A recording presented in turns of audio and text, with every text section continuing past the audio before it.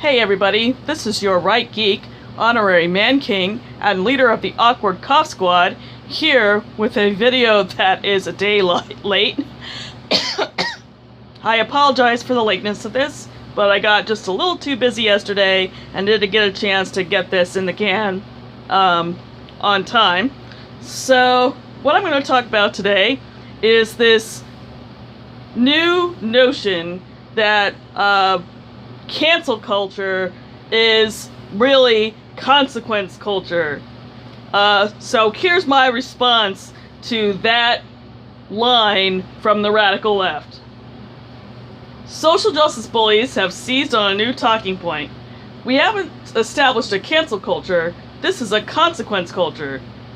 In the storied tradition of this channel, allow me to explain all the reasons why this is absolute BS. It is, of course, anodyne to declare that free speech comes with consequences. Duh. If you say something remotely controversial within public hearing, people have every right to argue, express emotional upset, and even block you on social media if they fiercely disagree and would rather not associate with you. And based on how they're behaving in the real world, this is not what social justice bullies mean by consequences. No, these radical leftists mean something far more cruel, something profoundly dangerous to liberal society.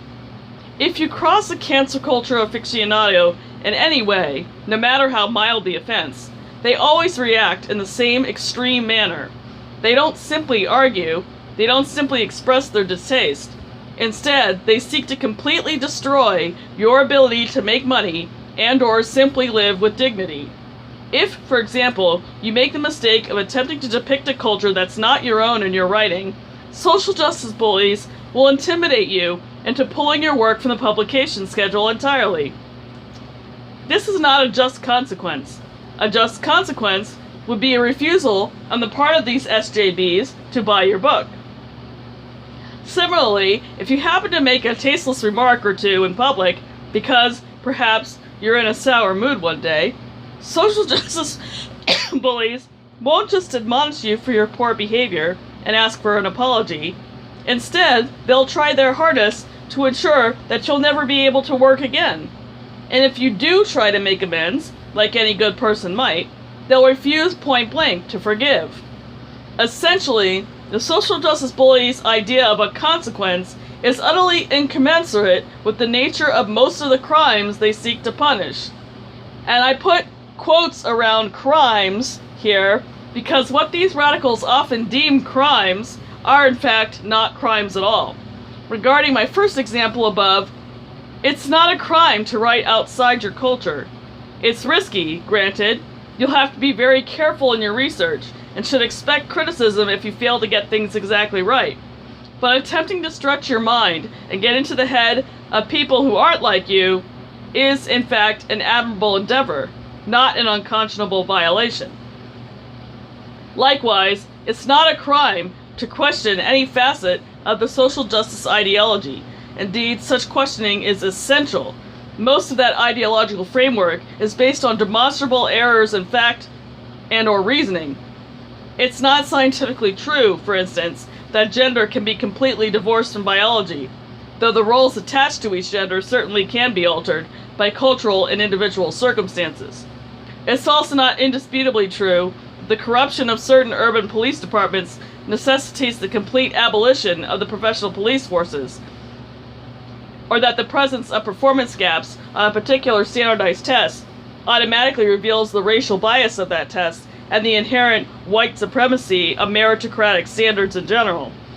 It is possible to differ in good faith on these matters, no matter how much a social justice bully insists the contrary. But what the hell? Let's assume, for the sake of argument, that the hard left is right about, say, our nation's racial issues, and that those of us who happen to live somewhere in that wide open space to the right of Mao have got things wrong. Stop laughing, listener, I promise I have a point. Even in that case, it's still abusive to knock us distance down and shut us up. Why? Because people are rarely wrong for genuinely evil reasons. Most of the time, people are wrong out of ignorance. Even your average Klan member isn't racist just to hurt people. Usually, he has awful beliefs due to a lack of positive exposure to people who aren't white. So how do you fix that? You expose that Klansman to people who aren't white. You don't further his isolation by driving him out of society completely. You target beliefs, not human beings. Stiffer punishment is appropriate when people act in a way that's contrary to written law. But if someone has a wrong thought or says a wrong thing, he doesn't deserve to be starved to death, publicly humiliated, or otherwise beaten into compliance with accepted opinion. So if you don't mind, you new Red Guards, kindly take your consequences talk and shove it where the sun don't shine. Thank you for listening to this commentary, and I will speak to you again, hopefully, on Monday.